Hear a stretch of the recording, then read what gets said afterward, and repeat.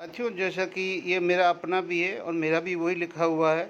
मैं भी 16 में पेंशन आ गया था। तो dear Om Prakash Jayda, your current pension is more beneficiary than pension under ORP where once 1 July 2024। Your existing pension will be remain unchanged. चलो, ये तो आना ही है, बहुतों का आएगा, लाखों का आएगा। साथ में अभी आप लोग ये भी चीज़ ध्यान रखना भाइयों, ये जो अपना चेहरा एक बार भेजना है कि हम जिंदे हैं, तो उसके लिए जैसे मेरा ये मैसेज आया कि डियर ओम प्रकाश जायजा, इस पर PPO नंबर जो भी अपना दिया हुआ है आइडेंटिफिकेशन पेंडिंग है। जैसे अभी हमारा सितंबर निकल गया है, तो अभी जिनका पेंडिंग है भैया, मेरा मैसेज आया, आप लोगों का भी आ जाएगा। ये यस्टरडे आया था 2:47 पे। तो आप भी सभी याद रखें और अपना अपना जो जीवन प्रमाण पत्र है वो सबमिट करें, प्लीज़ सबमिट करें। किसी का रह गया है तो नहीं तो अगले महीने पेंशन की दिक्कत आएगी। जय हिंद, जय भारत। साथियों, जय हिंद, जय भारत, वंदे मातरम। मैं आपका साथी वेटरन ओम प्रकाश जाजड़ा, जैसलमेर से। दोस्तों, आज का मंथन हमारा अपना पे पेंशन और साथ में कई मुद्दे हैं जो अभी रिलेवेंट हमसे ही है और सरकार से हैं, तो उस पर बात करेंगे। सबसे पहले हम स्पर्श की बात ले लेते हैं। स्पर्श हम पे बहुत बड़ा मेहरबान है। सरकार का मतलब एक किराए पे लिया हुआ एक इंस्ट्रूमेंट है जिसने बैंकों को पछाड़ के और सारी जो पेंशन की जो PDA जो बोलते हैं हम, पेंशन डिस्ट्रीब्यूशन एजेंसी जो बना है पूरी इंडिया की, जो पहले बैंकें हुआ करती थी, तो सरकार अभी उनको पैसे अपनी बैंकों को न दे के ये टाटा का कंपनी का जो ये सॉफ्टवेयर है, इसको ये पैसे देती है और ये इस पर हमारा PDA है। ओके, अब इन्होंने एक तो बड़ा अच्छा बीच में मैसेज देना शुरू कर दिया था कि अभी चिंता मत करना, कुछ गलतियां हो सकती है, वो बाद में ठीक हो जाएगी, और कुछ के PPO नहीं आए वो आ जाएंगे, ये सब कुछ ये। इसके साथ साथ ही इसने बड़ा तगड़ा एक मैसेज शुरू कर दिया है कि आपकी पेंशन पिछले से मतलब पिछली पेंशन आपकी ज़्यादा है। जो 1 जुलाई 2024 में जो ORP 3 आई है उससे आपकी पेंशन ज़्यादा है, अतः आपकी पेंशन अनचेंज्ड है। ये मैसेज तकरीबन हर किसी के पास में जिनका PPO अब नहीं रिलीज होने वाला है, न उसमें कोई पेंशन बढ़ने वाली है, न 1 रुपया बढ़ने वाला, न 1 पैसा बढ़ने वाला। कितने लोगों के पास में आया है ये 35-37 लाख जितने हम हैं, मुझे नहीं पता है, लेकिन स्पर्श को पता है।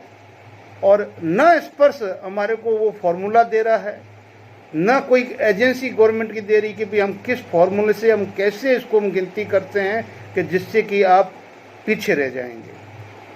अब मैं आपको एक छोटा सा एग्जांपल देता हूँ। हमारी सिपाही से लेके ऑनररी कैप्टन तक 9 रैंक के हैं, अधिकारी की लेफ्टिनेंट से लेके और जनरल साहब तक मतलब 9 रैंक के हैं।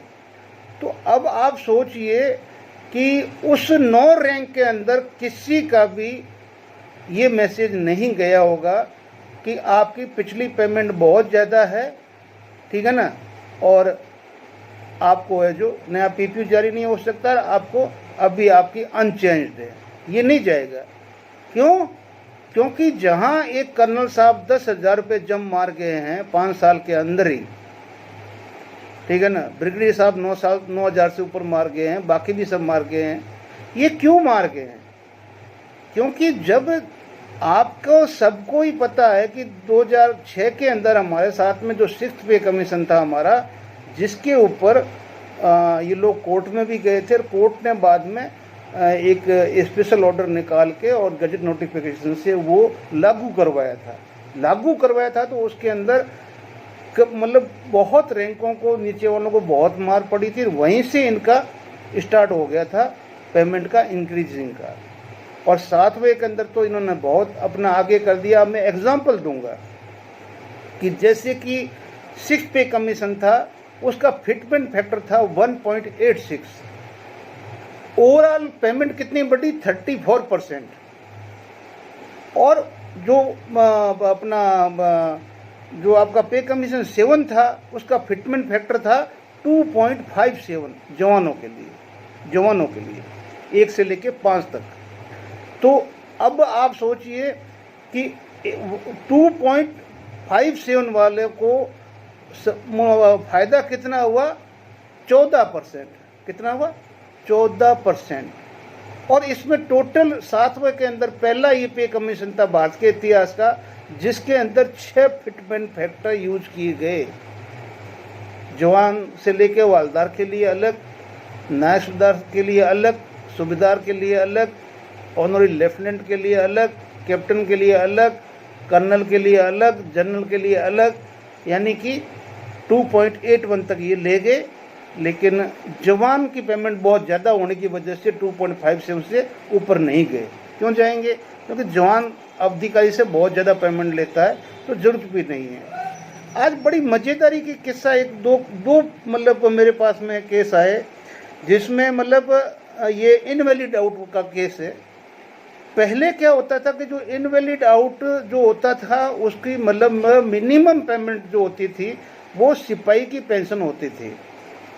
धीरे धीरे गवर्नमेंट ने उनका भी पाँव काटने शुरू किए, और वो जो ये अभी आप देख रहे हैं ना लंबी 1.5 1.2 ये यहाँ से शुरू कर दिया और ये पॉइंट ये तक ले आए।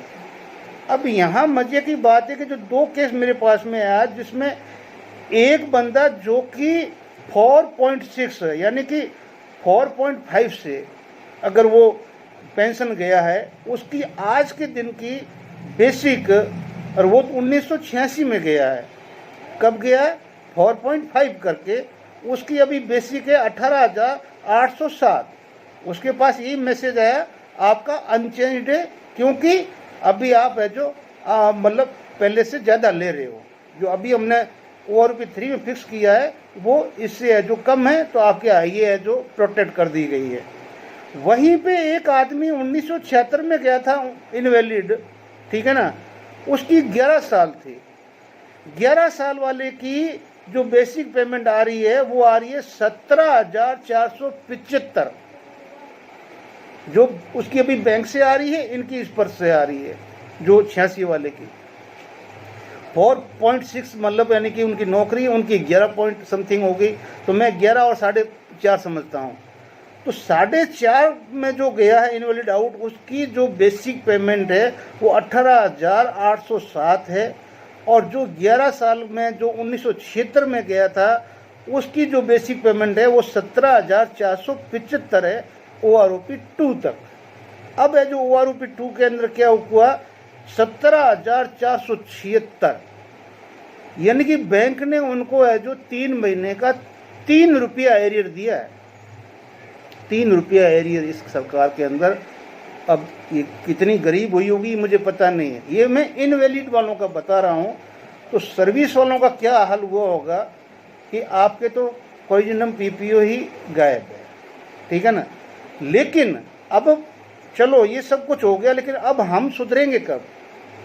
कि हम इकट्ठे हो नहीं सकते, आंदोलन हम कर नहीं सकते, एक दूसरे की टांग खींचे बगैर हम रह नहीं सकते, क्योंकि हमारी बेसिक आदत है। जब हम नगरूटी में थे तब भी करते थे, और जब हम सूबेदार मेजर बने तब भी करते थे। 2 चीज़ तो, टांग खींचना और एक दूसरे की चुगली करना। मैं भी करता था, ठीक है ना, खूब किया। तो मेरे हिसाब से मैंने किसी को देखा नहीं कि जो कोई लाखों में एक बच्चा होगा जो चुप रहता होगा, बाकी सब करते थे। और मना नहीं करना, सब हम करते थे, ये हमारी आदत है। वही पेंशन के बाद में हमारे को कितना भी घाटा हो गया, लेकिन हमने अपनी आदत को नहीं सुधारा कि अब तो हम सिविल में आ गए, अब हमारे वर्दी नहीं है। अभी हम लोग कुछ मैच्योरिटी दिखाते हैं और कुछ ऐसा करते हैं कि आप हमारे पे कोई डंडा मारने वाला भी नहीं है, लेकिन अपने हिसाब से हम सब इकट्ठे होकर अपना हक लेते हैं। तो जो पिछले 13 महीने में दिखाई दे गया, वो चोर वो चोर वो चोर वो चोर वो चोर, वो डल्लू वाला वो टल्लू वाला वो कल्लू वाला, ठीक है ना, वो कच्छे वाला धोने वाला, वो दूध लाने वाला, वो बूथ पुलिस वाला, इसी के अंदर हमारे 13 महीने निकल गए।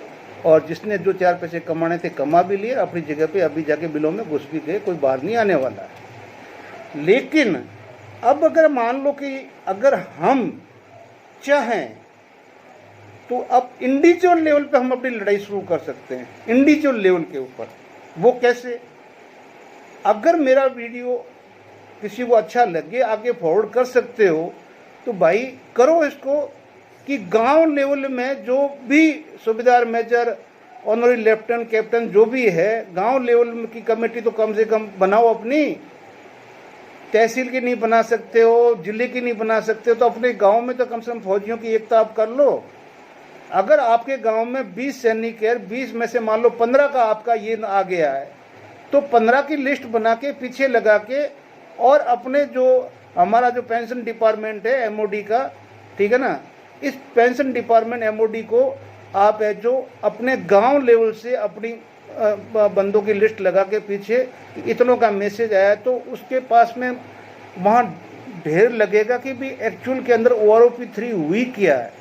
कि मैं सीधा बोल रहा हूँ कि यहाँ 9 हैं, हम लोग 9 में से 9 के 9 ही मैं सबको एक चीज़ तो आना ही आना कि आपकी पेमेंट ज़्यादा थी, आपको PPO नहीं मिलेगा।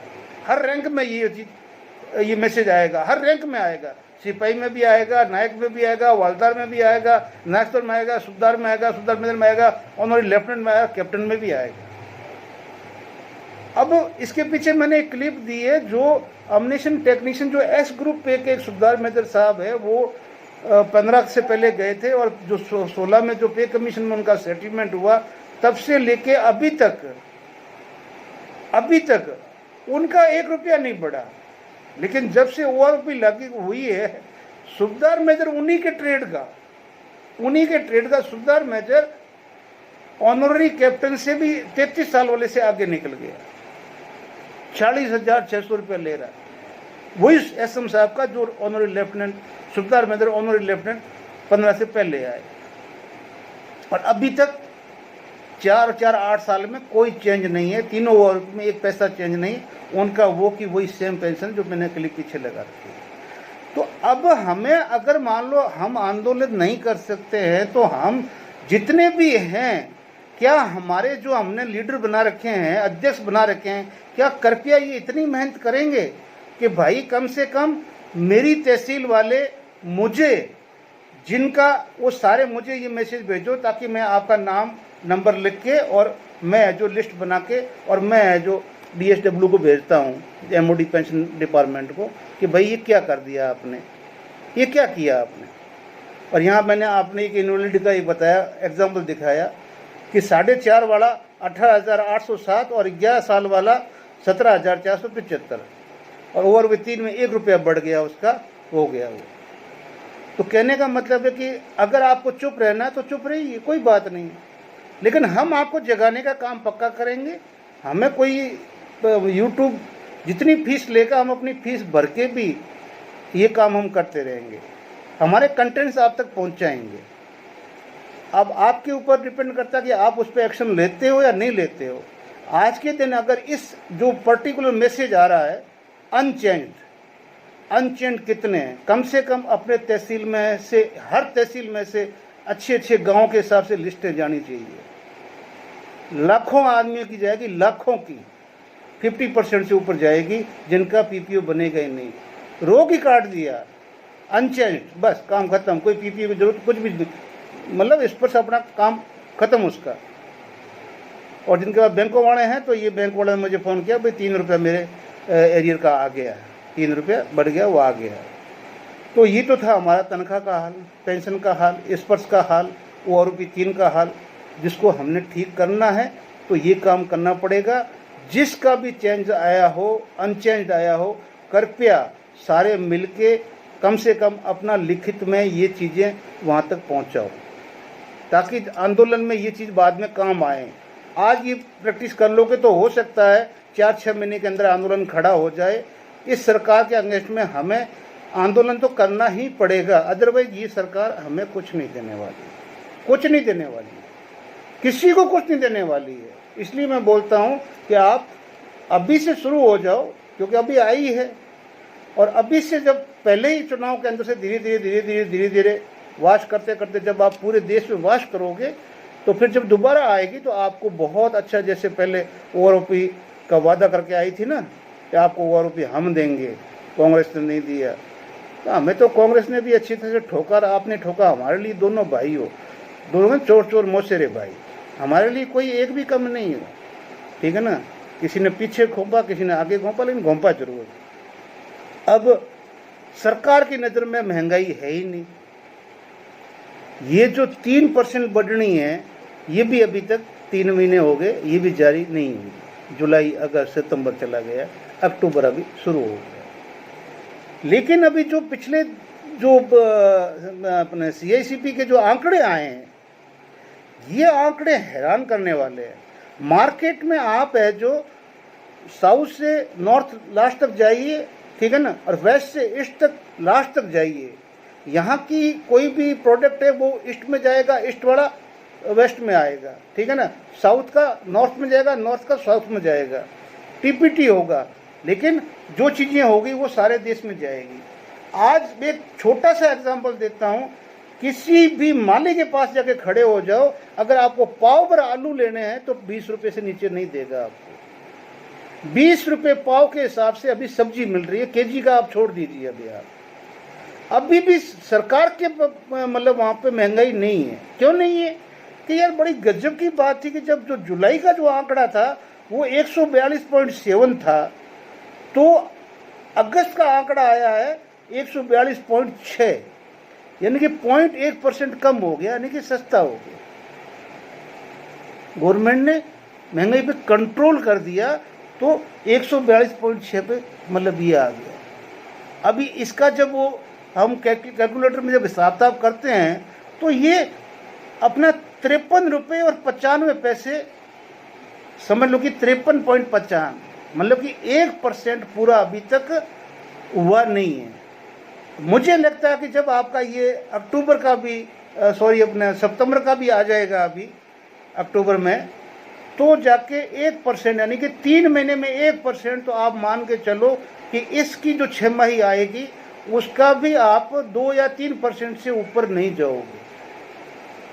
ये मैं आज ही कह रहा हूँ कि 2 या 3, उससे ऊपर नहीं जाओगे। जाने का सवाल ही पैदा नहीं होता कि गवर्नमेंट बोले महंगाई कहीं बढ़ ही नहीं रही। भाई महंगाई कहीं है ही नहीं। यहाँ एक हमारा पंजाब, राजस्थान, हरियाणा में एक टिंडा आता, टिंडा, जिसको हमारे जानवर खाते थे।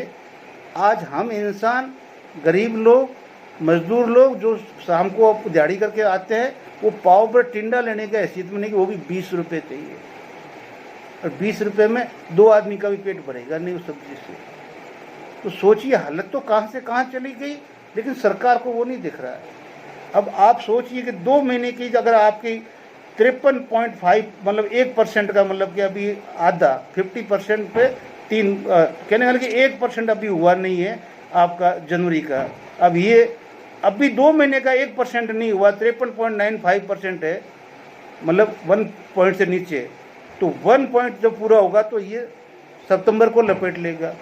अक्टूबर, नवंबर, दिसंबर 3 में 1 महीना 1% वो ले लो, 2.5 जाएगा तो भी आपको मिलेगा 2 ही, मिलना 2 ही है ना। क्यों कि ये हम 53% हम पीछे से लेके आए हैं जुलाई वाला, ठीक है ना। यहाँ तो सिर्फ 6 और 5 का गैप पड़ना है, बस 6 था 5 हो, तो कहने का मतलब 7 और 6 का 142.7, 142.6, यानी कि 0.1% महंगाई भी कम होगी। तो आप सोच लीजिए कि इस तरह से आपको कंट्रोल करके कि देना ना पड़े। तो इसलिए भाइयों, अब आप है जो सरकार को तंग मत कीजिए।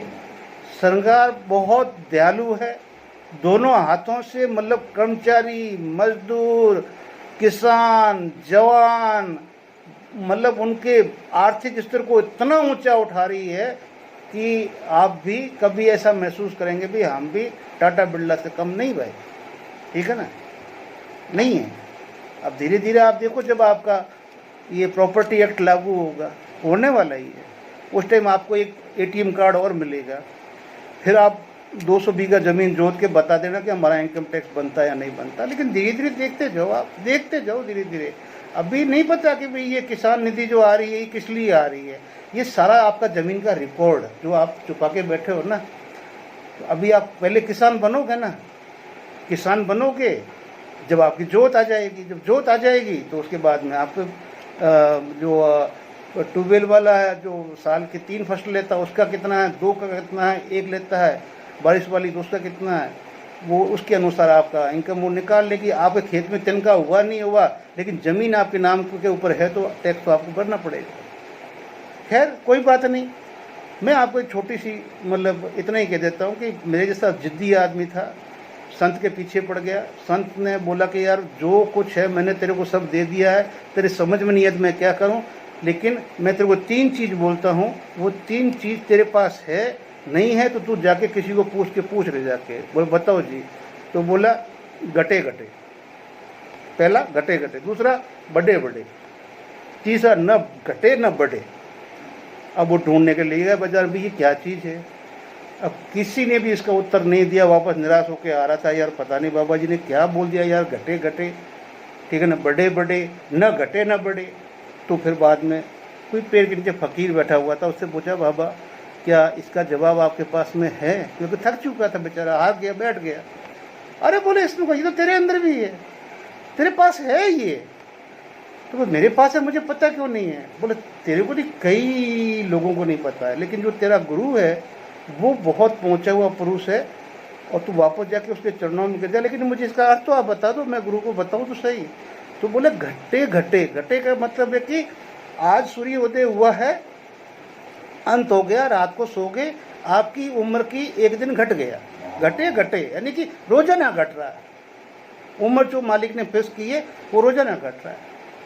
बड़े बड़े आपकी तृष्णा यानी कि बढ़ी रही है, घटने रही है। अगर ये हो गया, ये भी हो जाए, 1 मंजिल हो गई 2 मंजिल हो जाए, ठीक है ना, मोटरसाइकिल आ गई, कार आ गई, कार आ गई तो वो आ जाएगी। कहने का मतलब कि तृष्णा जो तुम्हारी है वो कम नहीं रही, वो बढ़े ही बढ़े, न घटे न बढ़े। वो है तुम्हारी सांस। जो ये बोल रहे हैं ना, हिंदू मुसलमान को काट देंगे, मुसलमान हिंदुओं को काट देंगे, हाँ जरूर काटेंगे भाई, क्यों नहीं काटेंगे, आप बोल रहे तो काटेंगे, लेकिन वो कटने का वक्त कौन सा होगा वो मालिक का तय किया होगा। कि आपकी जो सांस है ना एक बढ़ेगी न घटेगी, क्योंकि जन्म लेने के लिए आपको 84 की योनि लेनी पड़ती है, पैदा होने के लिए गर्भ चाहिए आपको, मरने के लिए चाहे तलवार हो, चाहे आग हो, चाहे पानी हो, चाहे एक्सीडेंट हो, कुछ भी हो, आप किसी भी रास्ते से जाओ, वो मालिक ने सीधा आपको कर रखा है। अब आपके ऊपर डिपेंड करता है कि आपको हिंदू मुस्लिम करके जाना है या फिर मालिक का नाम लेके जाना है। लेकिन जिस दिन सांस खत्म होगी वो नहीं बढ़ेगी, ना वो घटती है ना वो बढ़ती है। उसने बाबा जी का हाथ जोड़े और अपना चल दिया, बाबा जी को प्रणाम किया और परमानेंट शिष्य बन गया, उसको शांति मिल गई। तो हमें इस सरकार को इन तीनों प्रश्नों का जवाब हमें देना पड़ेगा। सरकार को नहीं पता इन चीज़ों का, तीनों का नहीं पता है। सरकार के मुखिया जी को तो बिल्कुल नहीं पता है, मैं बोल रहा हूँ नहीं पता है। इसलिए वहाँ तक पहुँचाने के लिए आप ये अभियान चलाओ, और जितना जल्दी हो सके हम ये अभियान चलाएंगे, घरों से बाहर निकलेंगे, आगे बढ़ेंगे। जब तक हम रोएंगे नहीं, हमें कोई दूध नहीं पिलाने वाला। जब बच्चे को नहीं पिलाएगा आपको कौन पिलाएगा भाई। सरकार को कोई फर्क नहीं पड़ता है, आपने वोट दिया है, सरकार बनाई है, तो उसके फैसले भी आपके ऊपर ही आएंगे, वो किसी दूसरे पर नहीं जाएंगे, ठीक है ना। वो फैसला अच्छा हो या बुरा हो, वोट चाहे वो कांग्रेस वाले दिया तो उसको भी उस पर लागू है, और अगर बीजेपी वाले उस पर भी लागू हुए। सरकार आपने चुनी है, उसके फैसले भी आप पे लागू हो। अब आप सोचो कि हमने वोट दिया तो ये फैसला हम पे लागू नहीं होना चाहिए, कांग्रेस वालों पर होना चाहिए। सरकार बनने के बाद में no Congress, no BJP, no AAP, no साहब, न का कुछ नहीं, बाबा जी का ठुल्लू जो हमें मिला हुआ है। इसलिए कुछ कर सकते हो तो कीजिए मेरे भाइयों, और नहीं कर सकते तो जय हिंद, जय भारत, वंदे मातरम। मिलते हैं अगले वीडियो में, हम हाजिर रहेंगे। साथियों मैं ये एग्जांपल आपको दे रहा हूँ, एक सुबेदार मेजर ऑनरी लेफ्टिनेंट जो 2015 से पहले रिटायर हुआ है, और उनका ट्रेड था ऑमनिशन टेक्नीशियन, जो आता है अपने एक्स ग्रुप पे के अंदर, एक्स ग्रुप में नहीं, एक्स ग्रुप पे के अंदर, जो टेबल नंबर 8 आती है। तो ऑनरी मिलने के बाद में ये हमारी टेबल ख़त्म हो जाती है, और हम लोग भी उस ऑनरी वाले में आ जाते हैं, लेफ्टिनेंट कैप्टन के अंदर। लेकिन अब जब इनके यहाँ पे ये मैसेज पहुँच चुका है, अभी सबके पास धड़ाधड़ पेमेंट के साथ साथ एक मैसेज जा रहा है, आपका नाम डियर, ठीक है ना, आपका जो भी नाम है, Patel, SBR, your current pension is more beneficially than pension under ORP वेब 1 जुलाई 2024, your existing pension will remain unchanged, team Sparsh. अब ये धड़ाधड़ ये मैसेज निकल रहा है, और उसमें अब इन हिसाब से जब पता किया गया तो पहले 2016 से जो इनका पेमेंट फिक्स हुआ था, ठीक है ना, 42,250, वो अभी तक इनका सेम OROP 3 में यही चल रहा है, जबकि इनका साथ का जो मान लो कि इन्हीं के ट्रेड का सूबेदार मेजर जो एक्स ग्रुप ए वाला सूबेदार मेजर आज 46,600 ले रहा है। तो अब आप सोच लो कि जब एक कर्नल लेफ्टिनेंट जनरल की ले सकता है, लेफ्टिनेंट कर्नल टाइम स्केल बन के लेफ्टिनेंट जनरल की ले सकता है, ब्रिगेडियर लेफ्टिनेंट जनरल की ले सकता है, तो यार एक सूबेदार मेजर ऑनरी लेफ्टिनेंट कैप्टन की 46,000 क्यों नहीं ले सकता है? ग्रुप तो उसका ही होता, चलो आपने मान भी लिया, लेकिन जब इनकी नौकरी पता की तो नौकरी भी इनकी अपने 30 साल 7 महीना 19 दिन, तो फिर ये आते हैं 31 की रेंज में। तो 31 की रेंज में जब हमने देखा तो उनका पेमेंट अलग आ रहा है।